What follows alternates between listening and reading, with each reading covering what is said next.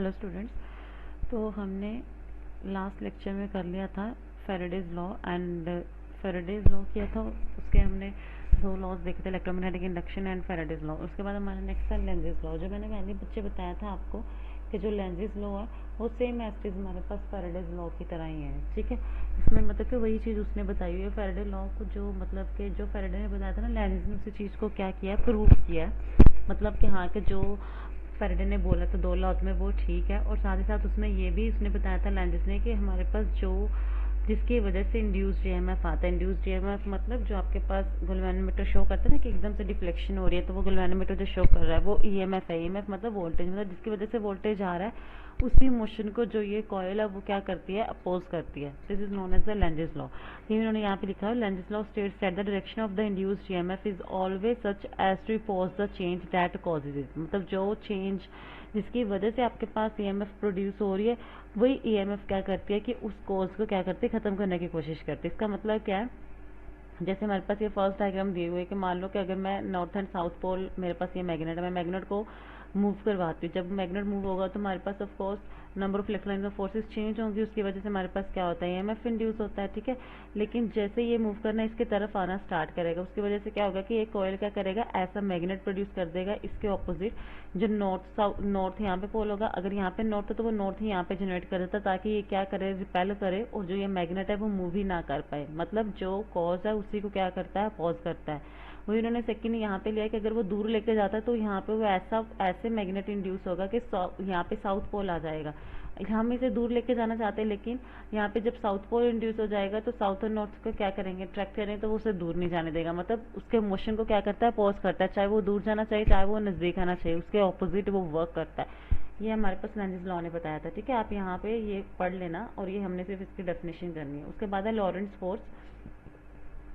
लॉरेंट्ज force बच्चे हमारे पास मतलब क्या है कि लॉरेंट्ज एक साइंटिस्ट था जिसने हमारे पास क्या किया, फोर्स के बारे में बताया। उसने बताया कि जैसे हमने पढ़ा था इलेक्ट्रिक फील्ड की फोर्स, हमने इलेक्ट्रिक फील्ड फोर्स पढ़ा था ना, वैसे हम मैग्नेटिक फील्ड फोर्स पढ़ेंगे और फिर दोनों को कंबाइन करेंगे तो वो आपके पास क्या आएगी, लॉरेंट्ज फोर्स आएगी। ठीक है, अब मैग्नेटिक फील्ड की वजह से जो फोर्स एप्लीकेबल होती है उसका फॉर्मूला क्या है, क्यू वी क्रॉस बी। ये हमने पहले पढ़ा था, ये भी हमने कर लिया था।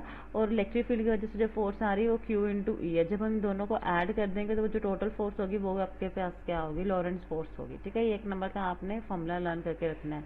उसके बाद हमारे पास नेक्स्ट टॉपिक है force on a current carrying conductor placed in a magnetic field. ठीक है, कि अब हमने क्या किया कि करंट कैरिंग कंडक्टर को आपने क्या किया, मैग्नेटिक फील्ड के अंदर रखा है।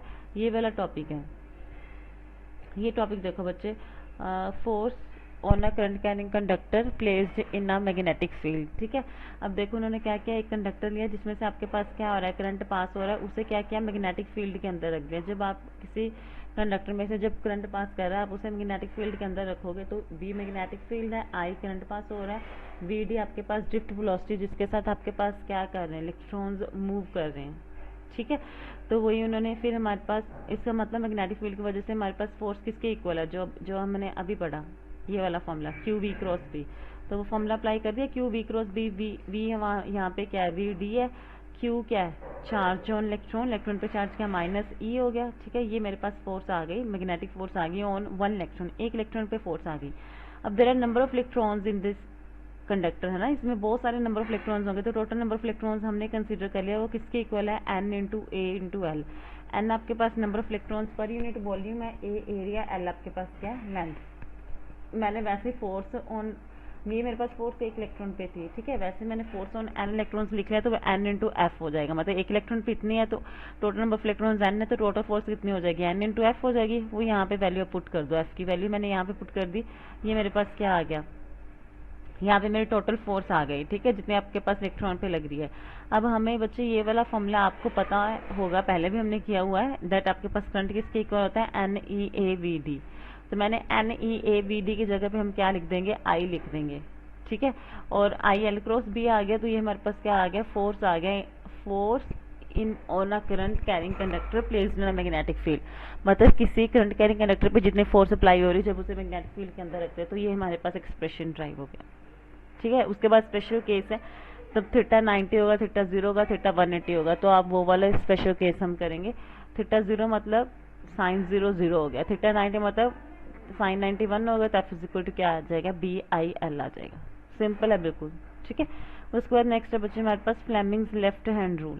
फ्लेमिंग्स लेफ्ट हैंड रूल में बच्चे जैसे इन्होंने यहाँ पे शो किया हुआ ना, जैसे फ्लेमिंग्स एक साइंटिस्ट है जिसने क्या बताया था कि अगर किसी कंडक्टर में से करंट पास कर रहा है तो अगर हमने उसमें देखना हो कि वहाँ पे फोर्स की डायरेक्शन क्या है, फील्ड की डायरेक्शन क्या है और करंट की डायरेक्शन क्या है, तो हम कैसे देखेंगे, ठीक है। तो वो इससे पता चलता है। Fleming's left hand rule, Fleming's ने बताया था कि अगर आपके पास कोई करंट कैरिंग कंडक्टर है, ठीक है, किसी कंडक्टर में से करंट पास कर रहा है, तो जिस तरफ को आपका थंब होगा उस तरफ को फोर्स की डायरेक्शन होगी, जिस तरफ को आपकी ये वाली फर्स्ट फिंगर होगी उस तरफ को फील्ड की डायरेक्शन होगी, और जिस तरफ को मिडिल फिंगर होगी उस तरफ आपके पास क्या होगी, करंट की डायरेक्शन होगी, ठीक है।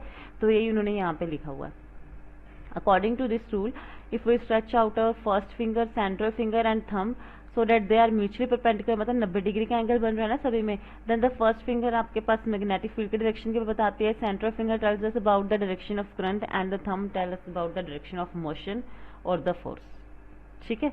उसके बाद बच्चे हमारे पास क्या है, नेक्स्ट टॉपिक है that is moving coil galvanometer. लेकिन उससे पहले देखो यहाँ तक अगर कोई डाउट है तो बच्चे बता देना, ठीक है। इसके बाद हम नेक्स्ट टॉपिक करेंगे that is moving coil galvanometer. ये 3 नंबर में इंपॉर्टेंट है।